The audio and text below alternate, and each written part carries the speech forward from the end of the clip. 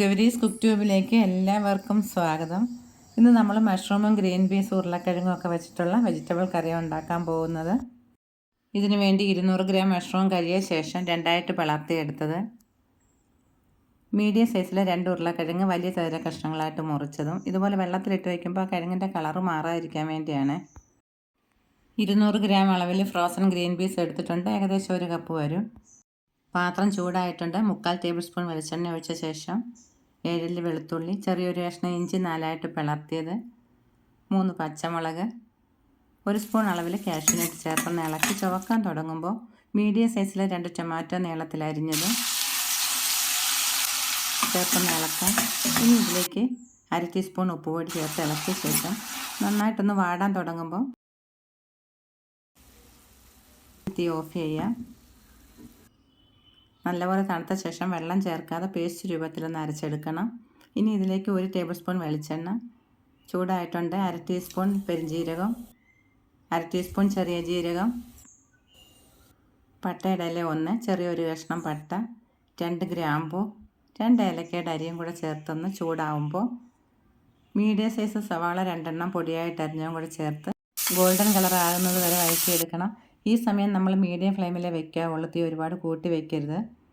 ഇനി ഒരു കുക്കറിലേക്ക് മാറ്റാം. ആദ്യമേ കുക്കറിലിട്ട് വഴറ്റിയെടുത്താലും മതി.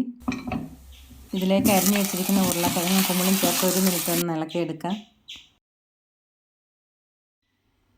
മഞ്ഞൾപ്പൊടി 1/2 ടീസ്പൂൺ, 2 ടീസ്പൂൺ മല്ലിപ്പൊടി, 1 ടേബിൾ സ്പൂൺ മുളക് പൊടി. ഇത് പച്ചമണം പോകുന്ന വരെ ഒന്ന് ഇളക്കിയെടുക്കാം.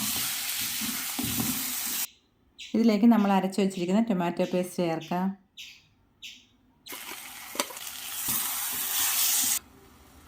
കുറച്ച് വെള്ളം കൂടെ ഒഴിക്കാം. ഇനി മീഡിയം ഫ്ലെയിമിൽ വെച്ച് 2 വിസിൽ വന്നതും സ്റ്റവ് ഓഫ് ചെയ്യാം.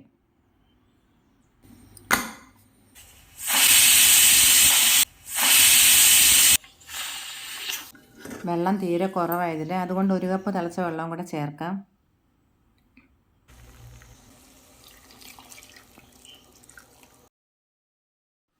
ഇനി ഗ്രീൻ പീസ് ചേർക്കാം. ഫ്രോസൺ ഗ്രീൻ പീസ് ആയതുകൊണ്ട് ലാസ്റ്റ് ചേർക്കുന്നത് നല്ലത്. ആദ്യമേ വെക്കുകയാണെങ്കിൽ അതിൻ്റെ കളർ നഷ്ടപ്പെടും.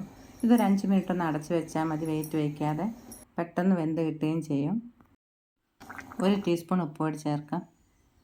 ഉരുളക്കിഴങ്ങും ഇതുപോലെ വലിയ കഷ്ണങ്ങളായിട്ട് വേണം ഇടേണ്ടുന്നത്. ചെറിയ കഷ്ണമാണെങ്കിൽ അങ്ങ് ഉടഞ്ഞു പോകും. വെയിറ്റ് വയ്ക്കേണ്ട, വെറുതെ അടച്ച് വെച്ചാൽ. ഗ്രീൻ പീസ് വെന്തിട്ടുണ്ട്. ഇനി സ്റ്റവ് ഓഫ് ചെയ്ത ശേഷം ആവശ്യത്തിന് മല്ലിയിലയും കൂടെ ചേർക്കാം. കൂടെ ഒരു പച്ചമുളക് പിളർത്ത് ചേർക്കുമ്പോൾ നല്ലൊരു മണം കിട്ടും. തിക്കായിട്ടുള്ള ഗ്രേവിയാണെങ്കിൽ കുറച്ച് തിളച്ച വെള്ളം കൂടെ ചേർത്താൽ മതിയാവും.